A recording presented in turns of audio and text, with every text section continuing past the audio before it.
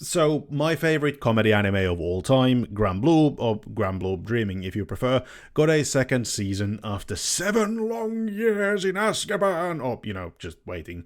Well, we're like 10 episodes in for it at the time of recording, so it's not like this is really news anymore, but I am consistent in being late to the party, if nothing else.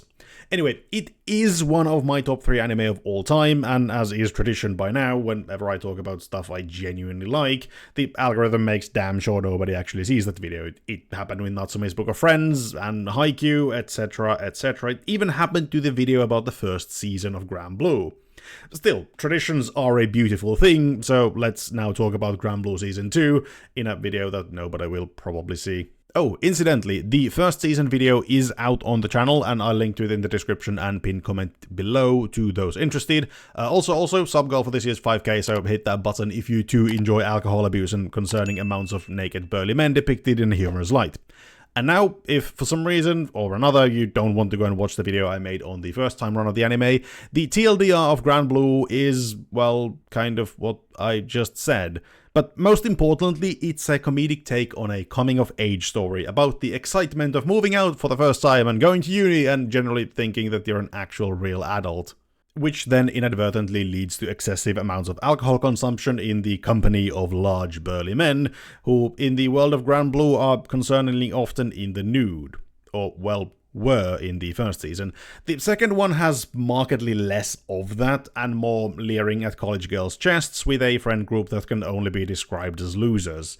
So, the other possible way your golden years in uni might go. Got to cover all your bases, Also, there's some occasional diving in the show as well, since it does pretend to be a diving anime at times. Okay, I might joke about it being nothing but dick jokes and people passed out of their mind or crying tears of blood for not having a girlfriend, and while there is a lot of that, like a lot, it's still a sum of its parts, to say something to try and sound pretentious and way smarter than I actually am. Still, there is a whole lot of life lessons amidst the dumb fuckery, mainly because it is about becoming an adult. Iori, Kohei and the rest do all those idiotic things you do when growing up, and they learn from them.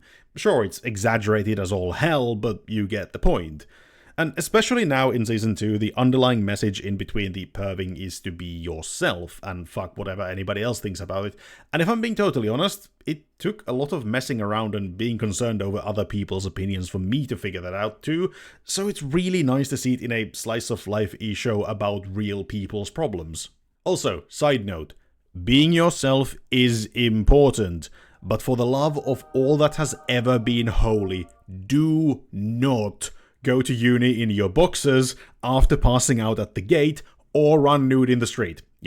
Normative normality is there for a reason, and so are the laws of our society. Anyway, back to Granblue, which incidentally also points out that there is, and most definitely should be, a limit to how much you can be yourself, on the outside at least.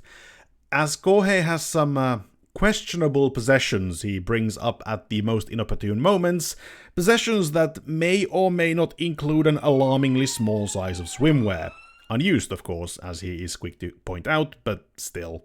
Also, like the first season, the second one does include some romance, and like the first season, it's mostly unrequited, but not quite so ignorant as it was first time around. I mean, Iori is still as clueless as he ever was, but the same can't be said about everyone. Don't get me wrong, nobody gets together or anything, but it's also not like every rom-com ever where literally nothing happens for 13 seasons straight either.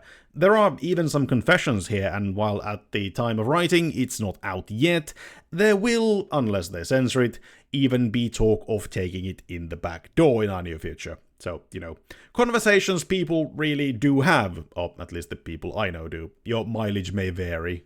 Nothing obviously happens because we're still like 60 odd chapters of the so far unfinished manga to go, but in a world where an entire season is usually spent trying to muster the courage to hold hands, it's a nice change of pace to actually see the characters act like real people do when it comes to potential love interests.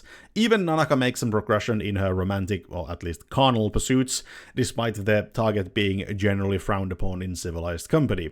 Speaking of characters, Season 2 obviously introduces a few new ones to the already established cast of Peekaboo and Friends, but it does mean that the older folk, Tokki, Bukki, and to a lesser degree the best anime waifu of all time, Azusa, get a lot less attention than they did in the first season, which in part might explain the distinct lack of nude drunk men we have going on currently.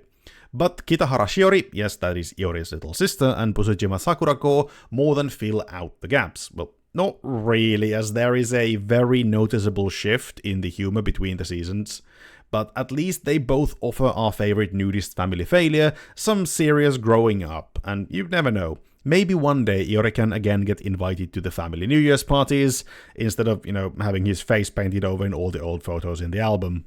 Shiori is here for a relatively short time though, and her major contribution is to point out that Iori might not actually be as big of a jackass as we were initially led to believe, and to give Kohei's little sister complex a somewhat alarming turn, but Pusujima is the standout character in the season, being initially a very shallow person who only cares about appearances, and thus serving as the major conduit to deliver the whole be who you are message that is the primary focus of the season, as she and Iori build their, let's just go with strange relationship over mutual disdain.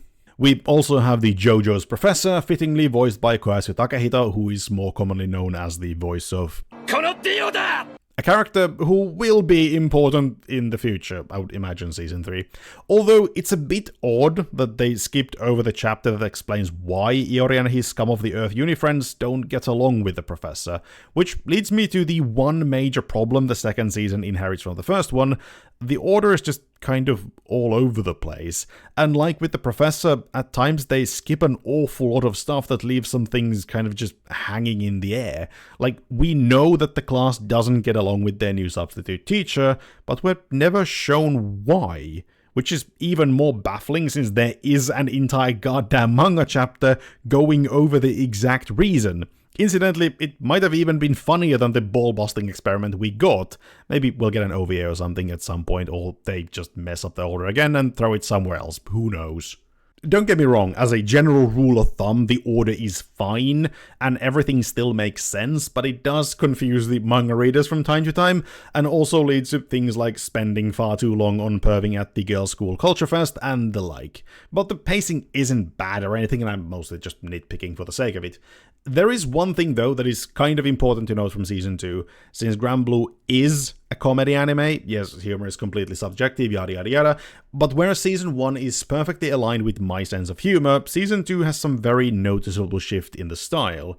There is a general shift away from the dumb fuckery kind of jokes at one's own expense, and it's more along the lines of haha boobs, which I would categorize as being doo-doo stinky kind of humor. Don't get me wrong, I still laughed, or, blew air out of my nose in silent amusement, at least once in almost every episode, but the general tone was very different. Maybe it's because Iori's uni-friends get more time to perv around as a vehicle for the comedy, which just made a lot of it feel completely soulless to me. Okay, now that that's out of the way, let's talk production. It's a bit of a double-edged sword here, since as a whole, the show looks good. Sure, it takes a bit of getting used to the upgraded animation quality, as unsurprisingly, animation techniques have evolved quite a bit in the past 7 years. But there are also some scenes that just look off. Outside of the girls' dance in the opening, they aren't too bad, but in some episodes there is a noticeable inconsistency in the quality. As for the music, it comes much more down to personal taste for me. It's still a really, really good soundtrack, but the one in Season 1 is just that much more iconic to me. Maybe because I've watched it like at least once a year ever since it came out, but As for the dub, since I do try to cover it briefly here, well, there isn't much to say, mainly because there isn't one. It's the Japanese original or nothing, which does give me an opportunity to quickly mention some localization hiccups I ran into, with rather poor attempts to shoehorn puns into English rather than just admitting that they don't work. I will have to point out though, this isn't the case in every localization that I have seen, but if you run into some, especially about Buzujima's name, do note that it's probably just a localization issue. Anyway, small problems aside, Granblue is still my favorite comedy / feel-good show of all time, and Season 2 offers no changes in that regard. Sure, there are some minor and not so minor hiccups, but you'll probably have to cover it in a mile of cow dung for me to not like it, so if anything, don't take my opinion at face value. It's still a great coming-of-age story that deals with genuine issues young adults and not so young adults have in their lives, all the while being portrayed in a comedic light whilst maintaining the importance of those topics, and at the end of the day, that's all I can ask for. Well, maybe more others I wouldn't go amiss, but you know what I mean. It's a feel-good show, and it makes me feel good. With that, thank you for watching, I hope you enjoyed this. If you did, do the YouTube things of likes and comments and subscribes. A huge thanks goes to my channel members RC Rally Rage and Mr. Shadow. If you would like to support the channel, you can always become a member. If not, that's perfectly okay too. There's also a thing that starts with P and rhymes with Patreon, but YouTube is very iffy about promoting it, so that's enough of that. Oh, and I do stream on Twitch now if you're interested. All the links are in the description with the link tree. Anyway, I've been Cheese, and I hope to see you next time. Ta-ta for now.